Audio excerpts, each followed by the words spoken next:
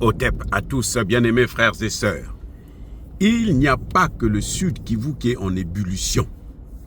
Le Nord Kivu aussi est en train, les choses sont en train de bouger. Les lignes bougent avec beaucoup plus de précision et d'espoir. Les amis, Walikale est complètement libéré. Je vous ai dit dans une vidéo précédente que l'aéroport de Kigoma a été libéré. C'est dans Walikale justement. Aujourd'hui là, c'est le centre de Walikale. Ce qu'on appelle Walikale Centre, qui a été littéralement libéré, complètement libéré. Ça, c'est une ville stratégique que les Wazalendo et les FARDC ont pris. Aux prises, les amis. C'est stratégique la reprise de Walikale. Pourquoi? Walikale, c'est la capitale de l'or et de l'étain. Je vous ai dit que, je pense vous avoir dit, je ne sais pas, mais en tout cas, je vous le dis encore aujourd'hui. Kagame, en 2023, a pillé pour une valeur de 885 millions de dollars en or seulement, en RDC, essentiellement de Walikale. Je reprends, 885 plutôt, millions de dollars américains. Ça, c'est le Rwanda. 2024, donc tout récemment, là, l'Ouganda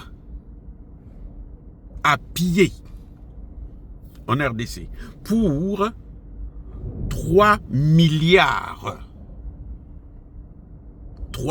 400 millions de dollars. L'Ouganda, en RDC, là. En un an, 2024 seulement. En un an. 3 milliards 400 millions de dollars. Mais ces gars, ils se sont enrichis sur le sang des Congolais. Les amis. Donc, Walikale est la capitale de l'or. Il y a des endroits à Walikale. C'est-à-dire que vous n'avez même pas besoin de creuser pour avoir l'or. Vous prenez ça sur la terre comme ça avec les mains. Et les amis, c'est incroyable. Et l'étain. Tout ça, ce sont des matières premières de très grande nécessité. Et donc, en prenant Walikale, les Wazalendo et les FARDC ont montré, ont donné de l'espoir que Goma va être libéré. Surtout que à Goma là-bas, l'avion est devenu sans pilote et à la tour de contrôle, les gens se disputent les commandes. Je vous ai déjà dit, Corneille Nangaa est en difficulté, en très grande difficulté là-bas à Goma. La reprise de Walikale, c'est très, très, très stratégique. Ça montre quoi? Ça montre que l'unité entre les Wazalendo et les FARDC, qui de moins en moins trahissent la nation. Il faut le reconnaître, il faut admettre ça, les amis. De moins en moins trahissent la nation. Certainement parce que ce que les gens, les jeunes soldats et les Wazalendo n'attendent plus que Tshisekedi puisse prendre des décisions, parce que Tshisekedi ne prendra jamais la décision puisque lui c'est une couille molle. Mais comme c'est le président, on est obligé, nous sommes obligés de le soutenir. En tout cas, moi, je suis obligé de le soutenir parce que c'est lui qui est là et je ne veux pas voir le pouvoir déstabilisé. Mais il faut reconnaître que c'est une couille molle parce qu'il n'arrive pas à réformer cette armée. Donc, ce que les gens ont fait à Walikale, dans le Kivu, là, ce qu'ils font maintenant, là, c'est que les généraux, là, ils sont envoyés au repos éternel. Les colonels généraux qui sont considérés comme des traîtres, là, au lieu de les prendre, les envoyer à Kinshasa, où ils seront libérés, on les prend, on les envoie au repos éternel. Donc, de moins en moins, il y a des trahisons. Et les petites discussions qui étaient dues justement à cause de ces trahisons-là, entre les Wazalendo et les FARDC, ils ont mis ça ils marchent dessus maintenant. Donc, ça n'a plus d'importance, ce n'est plus très grand. Ça, c'est un des signes qu'il faut reconnaître. Le deuxième problème, c'est que c'est stratégique. C'est une victoire. Walikale, c'est une victoire stratégique. Ça montre bien que ces gens-là, quand ils veulent travailler, ils peuvent le faire. Ça montre bien que c'est la trahison qui a affaibli l'armée congolaise. Oui. Maintenant, l'autre élément, c'est que ça redonne le moral. Il faut avoir, vous ne pouvez pas mener une guerre si vous n'avez pas le moral. Il y a des Wazalendo qui perdent leur vie aussi. Il faut le dire, c'est triste de le reconnaître, mais il faut le savoir. Ces jeunes garçons et ces jeunes femmes-là sont des gens qu'il faudrait, mais alors, vraiment respecter. Parce que ce n'est pas n'importe qui peut s'engager volontairement comme ils le font. Ils ont le moral, pourquoi? Ils ont le moral parce que eux, ils se battent pour leur terre, pour ce qui leur appartient. Ils se battent parce qu'ils en ont marre de voir les Rwandais venir danser comme ça, massacrer des gens impunément, prendre des femmes, les enterrer vivantes, violer même des bébés. C'est-à-dire que c'est horrible ce que Kagame est en train de faire en RDC.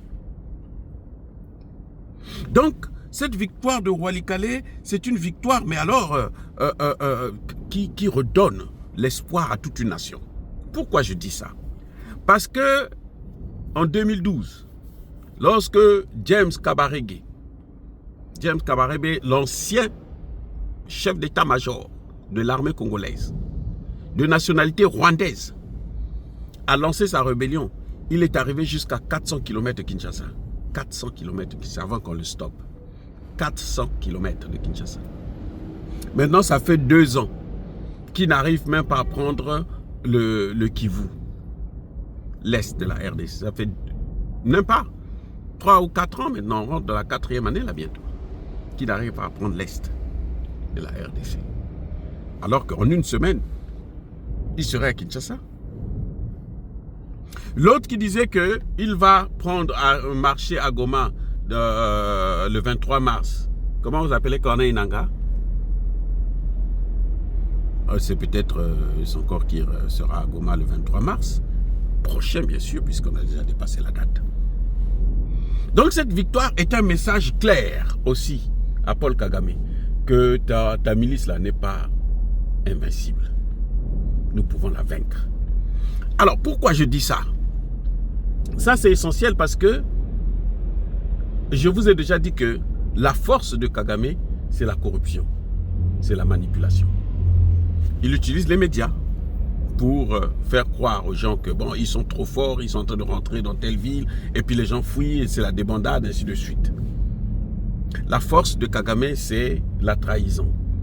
Parce que les généraux, là, il les a tous dominés, il leur a donné de l'argent et tout machin, donc ils servent ses intérêts. Vous voyez? Mais s'il n'y a pas ça, l'armée rwandaise n'est rien devant l'armée congolaise. Et c'est ça qu'ils sont en train de montrer là. Les Wazalendo. Les Wazalendo, ce n'est même pas une armée professionnelle. Ce sont des civils qui ont pris des armes pour défendre la patrie. Donc, quand ils viennent à bout d'une armée comme ça d'un pays, c'est que ce n'est pas une armée. Regardez, il n'y a pas longtemps, Kagame a envoyé, je vous ai dit ça, Kagame a envoyé plus de 700 jeeps avec des renforts. Et ils ont tous été neutralisés, tous. Il y a eu des officiers des forces spéciales rwandaises qui ont été neutralisés là, parmi les 700. Donc au Rwanda, là, il y a des deuils partout. Le Rwanda est en deuil. Parce que les soldats, là, c'est vrai qu'ils cachent. Ils ne disent pas aux gens, à leur famille. Mais entre eux, ils s'entendent, ils le disent. Puisque maintenant, même des désertions, les Rwandais qui ne voulaient pas fuir, là, maintenant, ils sont en train de fuir. Il y en a qui fuient maintenant les combats. Ils n'ont qu'à continuer à se battre. Il y en a qui fuient, ils fuient. Donc, la victoire de Walikale, c'est un message fort. Un message très fort. Mais il y a un autre élément que on n'a pas souligné, qui est souligné très rarement. Au moment où je vous parle, l'armée congolaise utilise beaucoup de drones et des avions de combat. Ça veut dire quoi? Ça veut dire que l'armée congolaise s'est équipée. Elle est mieux équipée maintenant. Et Kagame a de plus en plus du mal à acheter des drones. Et d'ailleurs, le peu de drones qu'il a, lui, il avait acheté un lot de drones pour transporter les matières premières. Mais pour la guerre, là, il a de plus en plus du mal à les avoir. Parce qu'il est sous embargo déjà. Aucun pays ne veut lui vendre des armes parce que maintenant tout le monde sait que non. Lui, s'il achète des armes, c'est pour aller faire la guerre là-bas, aller massacrer des pauvres gens. Donc voilà les éléments qui montrent que la situation, elle est compliquée pour Kagame. Ça est béni.